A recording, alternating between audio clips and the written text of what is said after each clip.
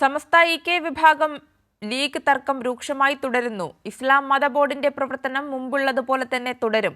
എല്ലാവരും പരസ്പരം യോജിച്ചു പോകുന്നതാണ് നല്ലതെന്ന മുഷാവറ അംഗം ഉമർ ഫൈസി മുക്കം പരോക്ഷമായി ലീഗിനെ വിമർശിച്ചുകൊണ്ട് പറഞ്ഞു. സമസ്ത സമ്മേളന സ്വാഗത സംഘത്തിലെ തുല്യ പങ്കാളിത്തം, സുപ്രഭാതം മാനേജ്മെന്റ് എഡിറ്റോറിയൽ വിഭാഗത്തിലെ പങ്കാളിത്തം, പാണക്കാട് സാദിഖ് അലി തങ്ങളുടെ മുഷാവറയിലെ പ്രത്യേക ക്ഷണിതാവ് സ്ഥാനം തുടങ്ങിയ കാര്യങ്ങളിലാണ് തർക്കം തുടരുന്നത്. CIC വിഷയങ്ങളിൽ അഭിപ്രായ ഐക്യം ഉണ്ടാക്കുവാനുള്ള ശ്രമം ഇനിയും തുടരും.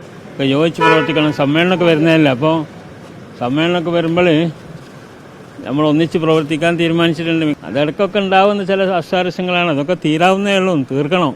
അതേസമയം സുപ്രഭാതം പത്ര ക്യാമ്പയിനിൽ ആരെങ്കിലും വിട്ടുനിൽക്കുന്നുണ്ടെങ്കിൽ അത് അംഗീകരിക്കാനാവില്ല. സമസ്തയുടെ ഭാഗമായ എല്ലാവരും ക്യാമ്പയിനിൽ പങ്കാളികളാവണം. പാണക്കാട് സാദിഖ് അലി തങ്ങൾക്കെതിരായ വിമർശനമാണിതെന്നാണ് വിലയിരുത്തൽ.